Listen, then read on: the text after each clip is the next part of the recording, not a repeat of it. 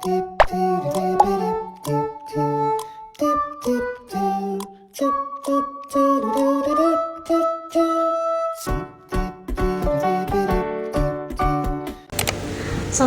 warahmatullahi wabarakatuh. Selamat pagi dan salam sejahtera bagi kita semua. Perkenalkan, saya Nabila Ayu Safitri dari Prodi Ilmu Administrasi Negara, dan pada kesempatan kali ini saya akan menyampaikan sebuah laporan lisan yang berjudul Dampak Efisiensi Anggaran pada Sektor Pendidikan. Seperti yang kita ketahui bersama, anggaran negara adalah sumber daya penting yang harus dikelola secara bijak untuk mendapatkan pembangunan nasional di berbagai sektor. Salah satunya adalah sektor pendidikan, yang menjadi kunci utama dalam menciptakan sumber daya manusia yang unggul dan berdaya saing. Dalam beberapa tahun terakhir, pemerintah menerapkan kebijakan efisiensi anggaran seperti bagian dari upaya menata keuangan negara, terutama pada pasca pandemi dan dalam situasi ketidakpastian ekonomi global.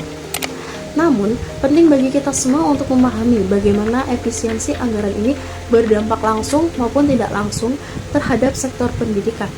Efisiensi anggaran yang dilakukan secara tepat bisa memberikan beberapa dampak positif. Contohnya yang pertama, efisiensi mendorong lembaga pendidikan untuk lebih kreatif dan inovatif dalam mengelola sumber daya.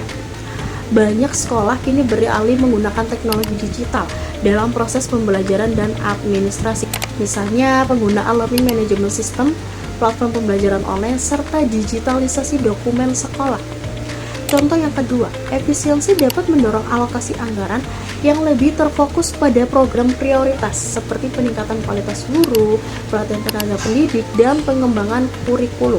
Dalam konteks ini, anggaran yang terbatas tidak menjadi kendala, melainkan pemicu untuk menetapkan skala prioritas secara bijaksana.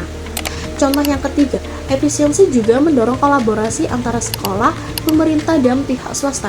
Banyak sekolah menjamin kemitraan dengan perusahaan atau organisasi non-profit untuk mendukung program literasi digital, bantuan beasiswa, dan peningkatan sarana prasarana.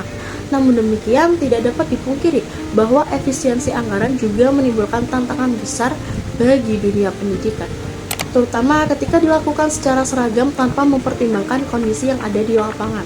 Contohnya, yang pertama, pemangkasan anggaran pendidikan dapat berdampak langsung pada kualitas fasilitas belajar. Banyak sekolah, terutama di daerah terpencil, masih mengalami keterbatasan sarana prasarana seperti meja, kursi, perpustakaan, dan laboratoriumnya. Jika anggaran perbaikan atau pembangunan dikurangi, maka proses belajar mengajar akan terganggu. Contoh yang kedua, efisiensi seringkali menyebabkan pengurangan jumlah tenaga pengajar honorer atau tertundanya insentif guru.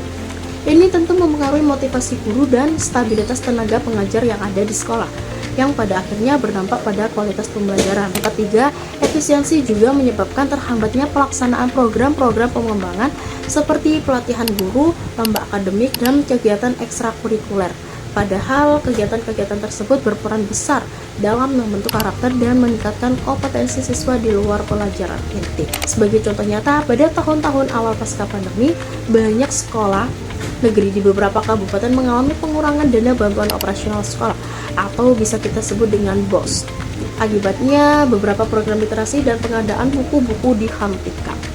Di sisi lain, sekolah swasta yang tidak mendapatkan subsidi justru juga mengalami kesulitan mempertahankan operasional dasar, seperti pembayaran gaji guru. Efisiensi anggaran pada dasarnya penting untuk mencegah pemborosan dan memastikan keuangan negara digunakan secara tepat. Namun, kebijakan ini harus dilaksanakan dengan pendekatan berbasis kebutuhan dan pemerataan. Pemerintah perlu meninjau kembali alokasi anggaran agar tidak merugikan pihak-pihak yang berada di garis depan dunia pendidikan. Kebijakan efisiensi juga perlu diimbangi dengan peningkatan kapasitas manajemen sekolah dan transparansi dalam pengelolaan dana.